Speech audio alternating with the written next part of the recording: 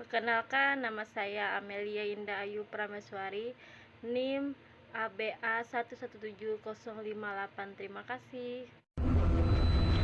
Pertempuran Surabaya merupakan pertempuran tentara dan milisi proklamasi Indonesia, merupakan tentara India Britania Puncaka pada tanggal 10 November 1945. Pertempuran ini adalah perang pertama pasukan Indonesia dengan pasukan asing setelah proklamasi kemerdekaan Indonesia, dan satu pertempuran terbesar terberat dalam sejarah Revolusi Nasional Indonesia yang menjadi simbol nasional atas perlawanan terhadap kolonialisme. Usai pertempuran ini didukungan oleh rakyat Indonesia dan dunia internasional terhadap perjuangan kemerdekaan Indonesia yang semakin kuat. 10 November diperingati setiap hari tahun setiap Hari Pahlawan Indonesia. Ketika pasukan sekutu mendarat akhir Oktober 1945, Surabaya digambarkan sebagai bentang bersatu yang kuat. Pertempuran pecah pada tanggal 30 Oktober setelah komandan pasukan Britania, Brigadi AWS Malabi tewas dalam batu tembak. Britania merupakan serangan balasan punitif pada 10 November dengan bantuan pesawat tempur. Pasukan kolonial merebut sebagian kota dalam 3 hari. Pasukan Republik yang minim senjata melawan selama 3 minggu, dan ribuan orang meninggalkan dunia ketika mendukung kota mengungsi ke pedesaan. Meskipun kalah kehilangan anggota yang bersenjata, pertempuran yang dilancarkan pasukan Republik mengakibatkan semangat bangsa Indonesia untuk memperjuangkan kemerdekaan menarik perhatian internasional. Belanda tidak memandang Republik sebagai kumpulan penghancur tanpa dukungan rakyat. Pertempuran ini meyakinkan Britania untuk mengambil sikap netral dalam Revolusi Nasional Indonesia.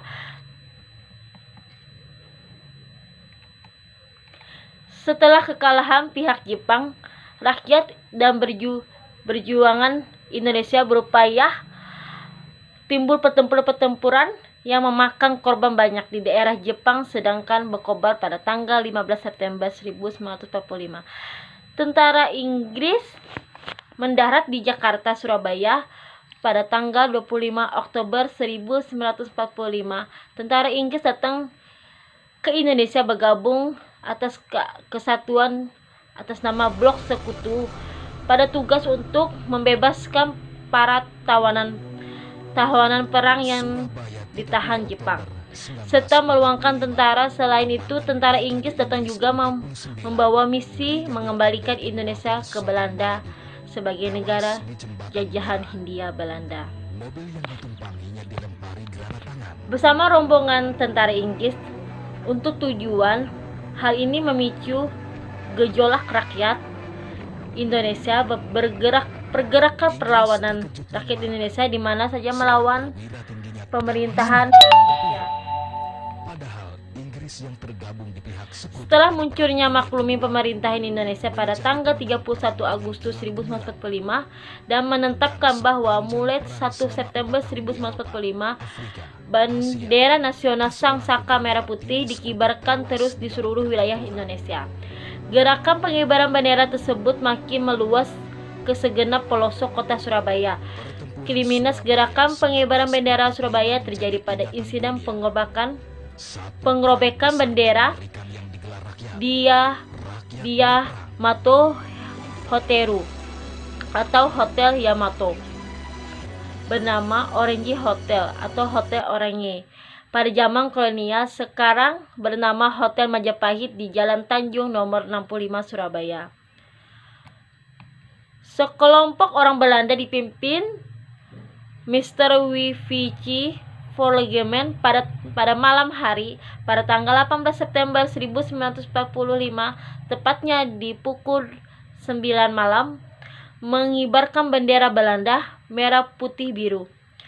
tanpa persetujuan pemerintahan RI Republik Indonesia, daerah Surabaya ditiang pada tingkat teras Hotel Yamato diisi sebelah utara. Keesokan harinya para pemuda Surabaya melihat menjadi marah karena mereka menganggap Belanda telah menghina kedaulatan Indonesia, hendaknya mengembalikan kekuasaan kembali Indonesia, melecehkan gerakan pengibaran merah putih yang sedang berlangsung di Surabaya.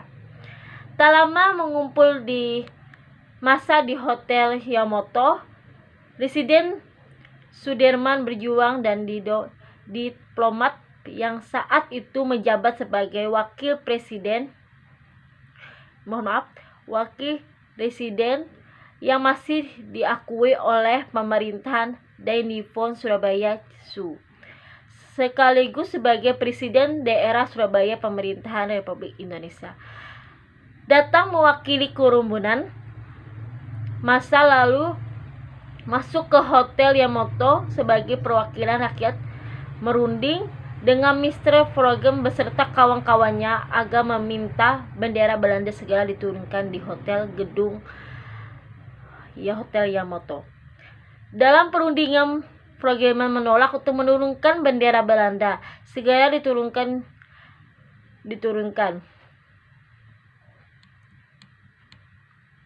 Yang kemudian juga tewas oleh tentara Belanda yang berjaga-jaga mendengar letusan pistol Frogman, sementara Sudirman dan Roy melarikan diri ke luar Hotel Yamato. Sebagian pemuda merebut naik ke atas hotel untuk menurunkan bendera yang bersama Quesono Wibowo berhasil menurunkan bendera Belanda, merobek bagian birunya dan menggerakkan ke puncak tiang bendera kembali sebagai bendera merah putih. Terima kasih.